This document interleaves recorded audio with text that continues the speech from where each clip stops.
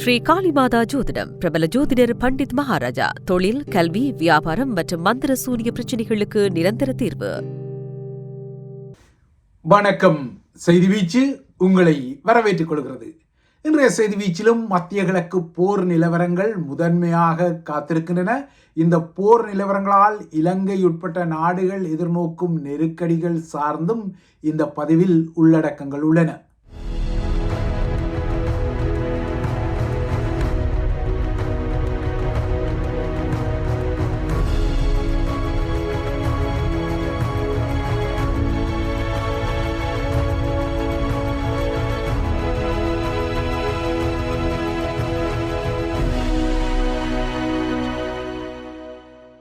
Iran மீதான அமெரிக்க இஸ்ரேலிய தாக்குதல்களும் ஈரானிய பதிலடிகளும் இன்று மூன்றாவது நாளுக்குள் நுழைய Tehran, Beirut, Bahrain, Dubai, Abu Dhabi, Doha ஆகிய இடங்களில் பெரும் குண்டுவெடிப்பு ஒலிகள் கேட்டுள்ளன.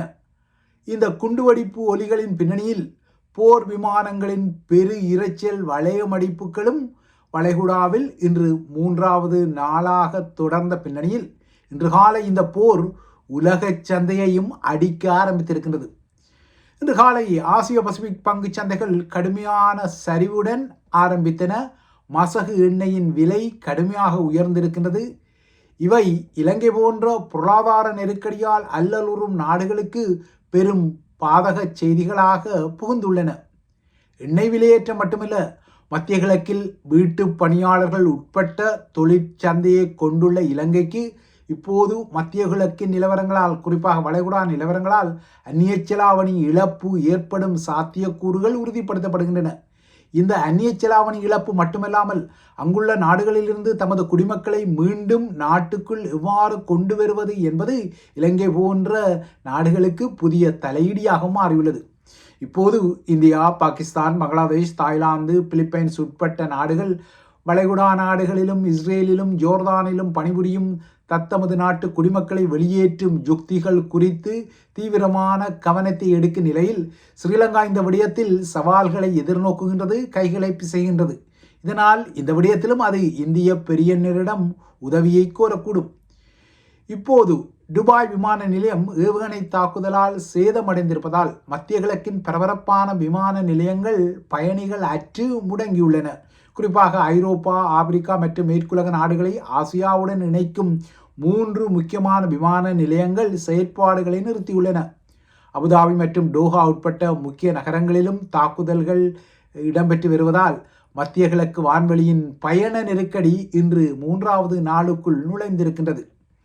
சில நாடுகள் இராணுவ விமானங்கள் மூலம் மத்திய கிழக்கிலிருந்து தமது குடிமக்களை வெளியேற்ற தயாராகி வருகின்றன. இந்தியாவும் இந்த நகர்வுகளில் ஈடுபட தயாராக நிலையில் இலங்கையின் கவலை அதிகரிப்பதால் இந்த விடயத்தில் வேறு வழியின்றி இந்தியாவிடம் அது உதவியை கோரக்கூடும். கடந்த காலத்திலும் இந்தியா இவ்வாறு தமது குடிமக்களை மீளெடுக்கும் போது இலங்கையின் குடிமக்களையும் தனது இராணுவ விமானங்கள் மூலம் மீளெடுத்த சம்பவங்கள் எல்லாம் பதிவாகியுள்ளன. இன்று ஏற்கனவே கூறியது போல மூன்றாவது நாளுக்குள் இந்த போர் நுழைந்த நிலையில் சைப்ரஸின் அக்ரோதிரியில் பிரித்தானிய தளத்தின் மீது ட்ரோன் தாக்குதல் நடத்தப்பட்ட செய்தியும், லெபனானில் ஹெஸ்புல்லா நிலைகள் மீது தாக்குதல்கள் தீவிரப்படுத்தப்பட்டு வரும் செய்திகளும் இந்த போர் விரிவாக்கம் அடைவதற்குரிய புதிய ஆதாரங்களை வழங்கியுள்ளது. இப்போது பிரான்சும் தனது 2 போர்க்கப்பல்களை இந்த வாரம் செங்கடல் பிராந்தியத்துக்கு அனுப்பி இந்த போர் ஐரோப்பிய எல்லைக்குள் பரவுவதை தடுக்கும் வகையில் ஒரு அரணை போட செய்ய உள்ளதான செய்திகள் எல்லாம் வந்துள்ளன. எனினும் பிரித்தானிய தளங்களிலிருந்து ஈரானிய ஏவுகணை தளங்களை தாக்குவதற்குரிய அனுமதியை பிரித்தானிய பிரதமர் கேர் ஸ்டாமர் நேற்று அமெரிக்காவுக்கு வழங்கிய சில மணி நேரங்களில் சைப்ரஸில் உள்ள பிரித்தானிய தளத்தை நோக்கி ஈரானிய ட்ரோன்கள் பறந்துள்ளன. நேற்று நள்ளிரவில் நடந்த இந்த தாக்குதலால் உயிரிழப்புகளோ அல்லது தமது இராணுவ தளத்திற்கு பெரும் சேதங்களோ இல்லை என பிரித்தானியா குறிப்பிட்டாலும், முன்னதாக சைப்ரஸை நோக்கி ஏவுகணைகள் ஏவப்பட்டதான அச்சம் பிரித்தானியாவுக்கு இருந்தாலும் அவை ஏவுகணைகள் அல்ல, ட்ரோன்கள் என இப்போது அறிவிக்கப்பட்டுள்ளது.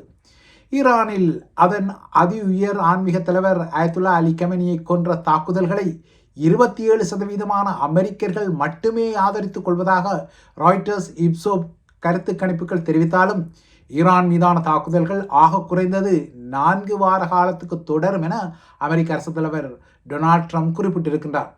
இந்த நிலையில் பாரசீக வளைகுடாவின் குறுகிய வாசலாக கருதப்படும் ஹோர்முஸ் ஜலசந்திக்கு அண்மையில் 2 கப்பல்கள் உட்பட வளைகுடா பிராந்தியம் முழுவதும் தாக்குதல்களும் பதற்றங்களும் தொடர்வதால் எண்ணெய் ஏற்றுமதி சீர்குலைக்கப்பட்டிருக்கின்றது. இதனால் தான் இன்று ஒரு பீப்பாய் பிரெண்ட் மசகு எண்ணெயின் விலை 13% உயர்ந்திருக்கின்றது. ஹோர்முஸ் ஜலசந்தி தொடர்ந்து மூடப்பட்டிருக்கின்றது. இதனால் எண்ணெய் விநியோகம் குறித்த கவலைகள் உலகில் தீவிரமடைகின்றன. இந்த நிலையில் தமது ஆபரேஷன் எபிக் ஃபியூரி எனப்படும் காவிய சீற்ற இராணுவ நடவடிக்கை குறித்து இன்று காலை முதலாக அமெரிக்க பாதுகாப்பு அமைச்சகமான பென்டகன் ஒரு ஊடக மாநாட்டை நடத்த உள்ளது. இந்த மாநாட்டில் அமெரிக்க பாதுகாப்பு அமைச்சர் பீட் ஷெகத் மற்றும் அமெரிக்க கூட்டுப்படைகளின் தளபதி ஜெனரல் டான் கெயின் ஆகியோர் ஆபரேஷன் எபிக் பியூரியில் இதுவரை நடந்தது என்ன, நடப்பது என்ன, இனிமேல் நடக்கப் போவது என்ன என்ற விடயத்தில் ஊடகங்களுக்கு சில விடயங்களை சொல்வார்கள் என எதிர்பார்க்கப்படுகின்றது. எனினும் இவர்கள் சில விடயங்களை சொல்வார்கள், பல விடயங்களை மறைத்துக் கொள்வார்கள்.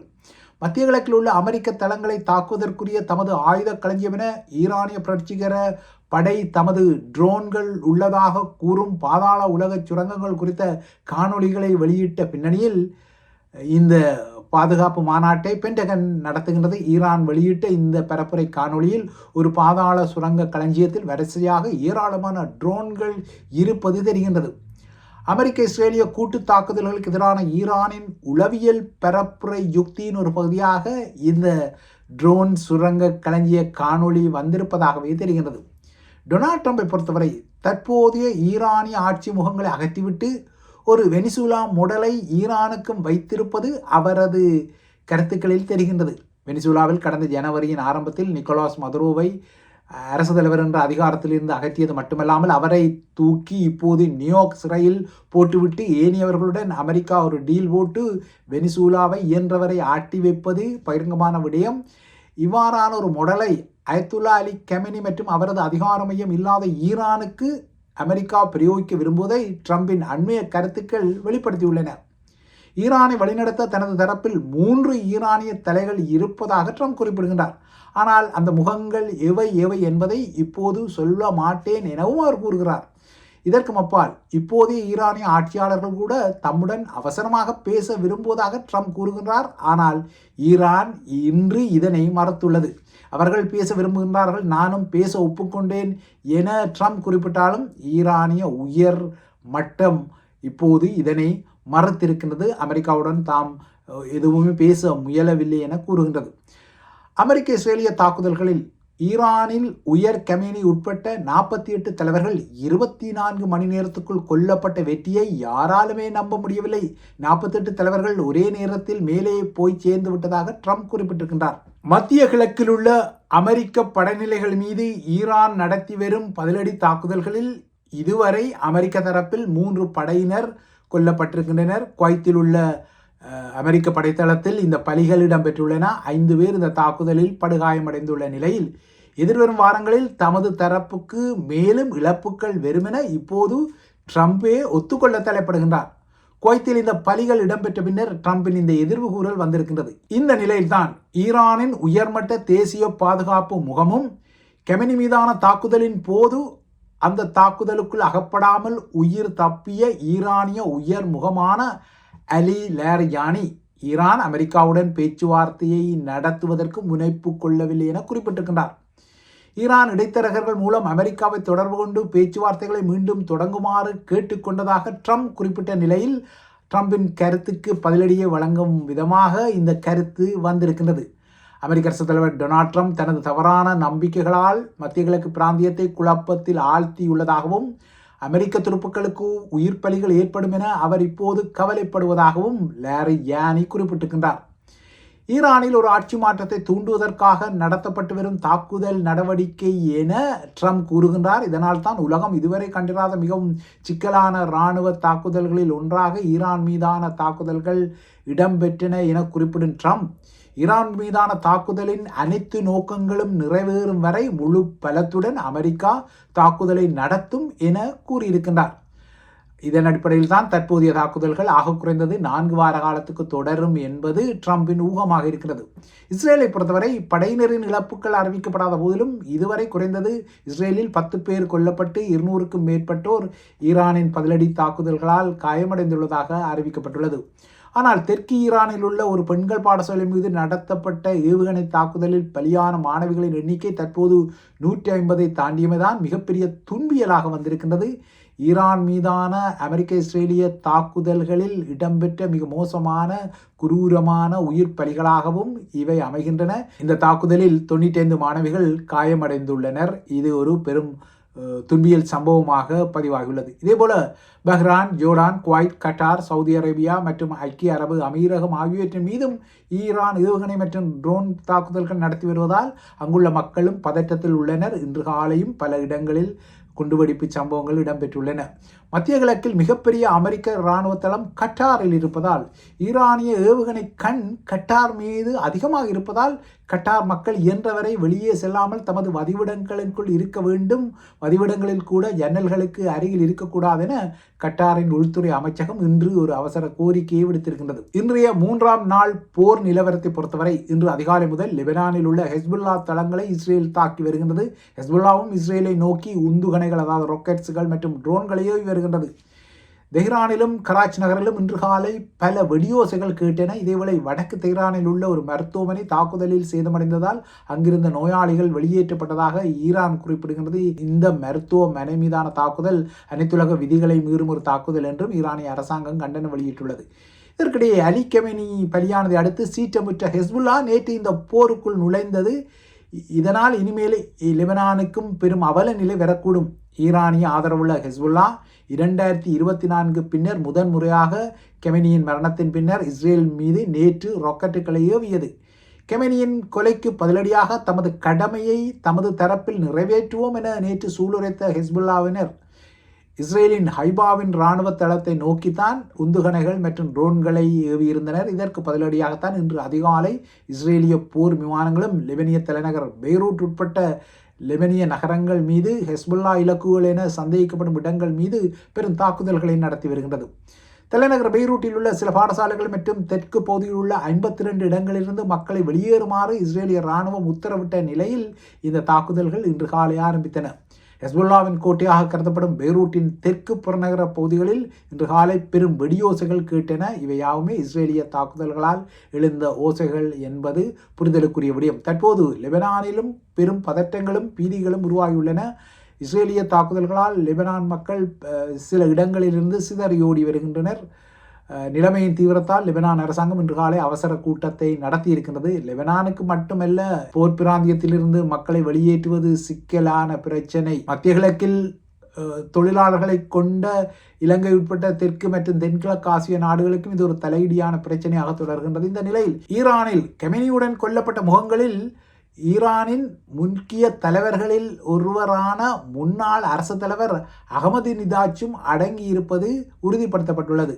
இதற்கிடையே ஈரானில் கெமெனி உட்பட்ட முக்கிய தலைவர்களின் நடமாட்டத்தை அமெரிக்க மத்திய புலனாய்வு முகமையான CIA பல மாதங்களாக கண்காணித்த நிலையில் கெமெனி உட்பட்ட உயர் ஈரானிய முகங்கள் உள்ளடங்கிய கூட்டம் ஒன்று கடந்த சனிக்கிழமை காலை தெஹ்ரானின் மையத்தில் உள்ள ஒரு தலைமை வளாகத்தில் நடைபெறவுள்ளதான நம்பகமான தகவல் CIAக்கு கிட்டியதாகவும் இதன் பின்னர் தமது மிக முக்கியமான இலக்கான அயத்துல்லா அலி கெமெனியின் இருப்பிடம் CIAக்கு தெரிந்ததால் அந்த தகவல் இஸ்ரேலுக்கு அனுப்பப்பட்டு மொசாட்டாலும் அது உறுதிப்படுத்தப்பட்டதும் தான் அமெரிக்காவும் இஸ்ரேலும் தங்கள் தாக்குதலின் நேரத்தை உடனடியாக முடிவு செய்ததாக புதிய தகவல்கள் வந்திருக்கின்றன. முதலில் கெமெனியின் வதிவிடத்தில் இரவில் தாக்குதல் நடத்த திட்டமிட்டிருந்த அமெரிக்கா இந்த கூட்டத்தில் இஸ்லாமிய புரட்சிகர காவல் படையின் தலைமை தளபதி முகமது பாக்பூர், பாதுகாப்பு அமைச்சர் அசீஸ் நசர் சாதே, இராணுவ பேரவையின் தலைவர் அட்மிரல் அலி ஷம்கானி, விண்வெளிப்படையின் தளபதி சையத் மஜித் மௌசவி, துணை உளவுத்துறை அமைச்சர் முகமது ஷிராசி உட்பட்ட உயர் ஈரானிய பாதுகாப்பு தலைகள் பங்கெடுப்பதை அறிந்ததும் இவர்கள் அனைவரையும் கொத்தாக கொல்ல முடிவு செய்து சனிக்கிழமை காலை இந்த தாக்குதல் அவசரமாக நடத்த முடிவு செய்யப்பட்டதாகவும் அதன் அடிப்படையில் இஸ்ரேலிலிருந்து காலை 6 மணியளவில் போர் விமானங்கள் தளங்களிலிருந்து புறப்பட்டு 2 மணி நேர பறப்பின் பின்னர் காலை 9:40 மணியளவில் இந்த விமானங்களிலிருந்து நீண்ட தூர ஏவுகணைகள் தெஹ்ரானின் மையத்தை நோக்கி ஏவப்பட்டதாகவும் இந்த தாக்குதல் நடந்த நேரத்தில் மூத்த ஈரானின் தேசிய பாதுகாப்பு அதிகாரிகள் ஒரு வளாகத்திலும் அயத்துல்லா அலி கெமெனி மற்றொரு வளாகத்திலும் இருந்தாலும் ஒரே நேரத்தில் பல ஏவுகணைகள் ஏவப்பட்டதால் அனைவருமே கொல்லப்பட்டதாக செய்திகள் வந்திருக்கின்றன. இந்த நடவடிக்கையானது நல்ல உளவுத்துறை தகவல்கள் மற்றும் பல மாதகால திட்டமிடல் விளைவாக உருவானது எனவும் குறிப்பிடப்படுகின்றது. கடந்த வருடம் ஈரானின் அணுசக்தி இலக்குகள் தாக்கப்பட்ட போது அயத்துல்லா அலி கமேனி எங்கு மறைந்திருக்கின்றார் என்பது அமெரிக்காவுக்கு தெரிந்திருந்ததாகவும் அப்போதே அவரை கொண்டிருக்க முடியும் என்றாலும் அதனை தாம் செய்யவில்லை என ட்ரம்ப் குறிப்பிட்ட நிலையில் அதே உளவு தகவல்களின் நீட்சியாகவே கடந்த சனியன்று தாக்குதல்கள் நடத்தப்பட்டதாகவும் குறிப்பிடப்பட்டுள்ளது. அமெரிக்கா தற்போது ஈரான் மீதான நடவடிக்கைக்காக குவித்துள்ள படைய பலத்தில் B-2 ஸ்டீல்த் குண்டுவீச்சு விமானங்கள், லூகாஸ் ட்ரோன்கள், பேட்ரியாட் இன்டர்செப்டர் ஏவுகணை அமைப்புகள், தாட் பெலிஸ்டிக் ஏவுகணை எதிர்ப்பு அமைப்புகள், F-18, F-16, F-22 போர் விமானங்கள், ER தாரை விமானங்கள், A-10 தாக்குதல் தாரை விமானங்கள், F-35 ஸ்டீல்ஸ் ஃபைட்டர்ஸ் எனப்படும் போர் விமானங்கள், EA-18G மின்னணு தாக்குதல் விமானம், வான்வெளி முன்னெச்சரிக்கை மற்றும் கட்டுப்பாட்டு விமானங்கள், வான்வெளி தொடர்பான ரிலே அமைப்புகள், P-8 கடல்சார் ரோந்து விமானம், RC-135 உளவு விமானம், MQ-9 ரீப்பர்ஸ் ரக வான்கலங்கள், M-142 உயர் இயக்க பீரங்கி உந்துகணை அமைப்புகள், அணுசக்தியால் இயங்கும் விமானந்தாங்கி கப்பல்கள், அதாவது ஆப்ரஹாம் லிங்கன் மற்றும் ஜெரால்ட் ஃபோர்ட் ஆகிய விமானந்தாங்கி கப்பல்கள், வழிகாட்டப்பட்ட ஏவுகணை அழிப்பான்கள், அதாவது க்ரூஸ் கைடட் மிசைல் டிஸ்ட்ராயர்ஸ், எரிபொருள் நிரப்பும் வான்கலங்கள், C-17 குளோ மாஸ்டர் சரக்கு விமானங்கள், C-130 சரக்கு விமானங்கள் உட்பட்ட படைய பலத்தை பயன்படுத்தி வருகின்றது. இவற்றின் மூலம்தான் அமெரிக்கா தாக்குதல்களை நடத்தி வருகின்றது.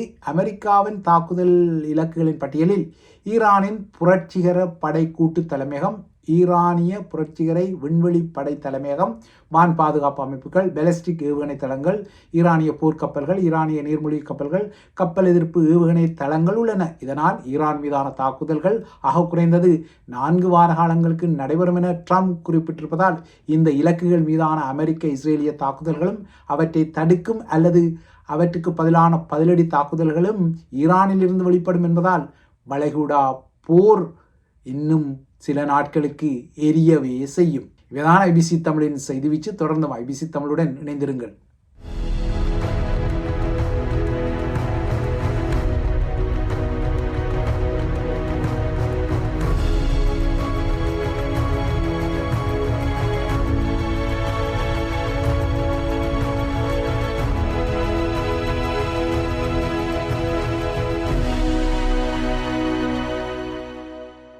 ஸ்ரீ காளிமாதா ஜோதிடம் பிரபல ஜோதிடர் பண்டித் மகாராஜா. தொழில், கல்வி, வியாபாரம் மற்றும் மந்திர சூனிய பிரச்சனைகளுக்கு நிரந்தர தீர்வு.